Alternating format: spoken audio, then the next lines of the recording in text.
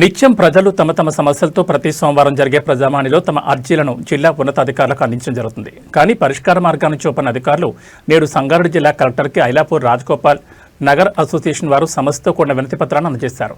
సుమారు 495 ఎకరాల లేఅవుట్ను ఉన్నత న్యాయస్థానం జిల్లా కలెక్టర్ కస్టడీలో ఉండాలని చెబుతూ ఉత్తర్వులు జారీ చేసిన నిరుపయోగంగా మారిందని వారు కోరారు. అసోసియేషన్ సభ్యులు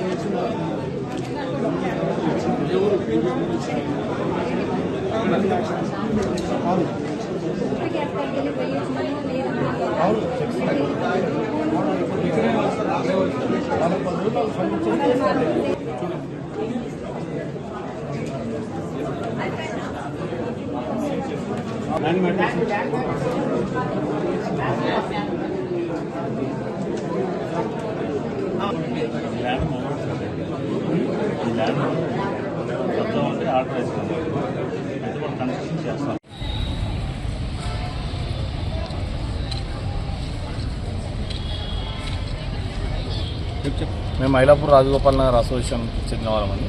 మాది రాజగోపాల్ నగర్ లేఅవుట్. అక్కడ 495 ఎకరాలు అక్కడ కోర్టు కేసులో పెండింగ్ ఉంది. కోర్టు కేసులో పెండింగ్ ఉండి కోర్టు ఆర్డర్ ఏమిచ్చిందంటే కలెక్టర్ గారి కస్టడీలో దాన్ని పెట్టిర్రు. ఎటువంటి changes nature of the land change చేయకూడదని. కానీ కలెక్టర్ గారి కస్టడీలోనే 800 ఇల్లులు వచ్చేసినాయి అక్కడ.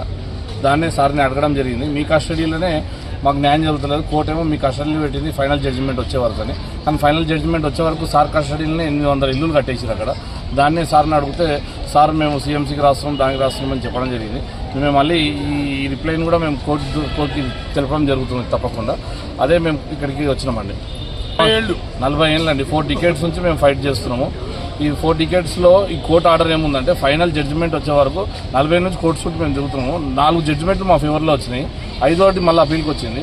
ఈ అప్పీల్లో కూడా ఫైనల్గా ఏమని ఇచ్చిందంటే ఈ ఫైనల్ జడ్జిమెంట్ వచ్చే వరకు ఇది స్టేటస్ కో చేంజ్ చేయకూడదు, స్టేటస్ కో మార్చకూడదు, ల్యాండ్ చేంజ్ చేయకూడదు, ల్యాండ్ మీద ఎవరు ఎటువంటి కట్టడాలు రాకూడదు అని దాన్ని కస్టోడియన్గా కలెక్టర్ని నిర్మించింది కోర్టు.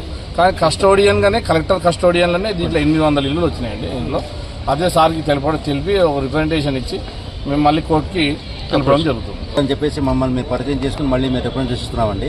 సో మాకు న్యాయం చేయాలని చెప్పేసి అడుగుతున్నాము, మా ల్యాండ్ని మాకు ఇప్పించాలని చెప్పేసి. ప్లస్ మా ల్యాండ్ మీద ల్యాండ్ గ్రాబర్స్ వస్తున్నారు, వాళ్ళని పారదోలమని చెప్పేసి కూడా రిక్వెస్ట్ చేశాము. వాళ్ళేమో ఎంఆర్ఓకి ఇన్స్ట్రక్షన్ ఇచ్చి చేస్తామని చెప్పారు. సో మేము కూడా వెయిట్ చేస్తున్నాం ఫేవరబుల్ రిప్లై వస్తుందని చెప్పేసి. So we been fighting this case since 40 years. So మేము హైకోర్టులో కూడా మా జడ్జిమెంట్స్ వచ్చాయి, మా సెక్రటరీ గారు చెప్పినట్టుగా ఇప్పటివరకు. సో మేము న్యాయం కోసం మేము అందరం సీనియర్ సిటిజన్ అయిపోయాం, మమ్మల్ని రక్షించి అడుగుతున్నాం గవర్నమెంట్ కూడా. ఓకే.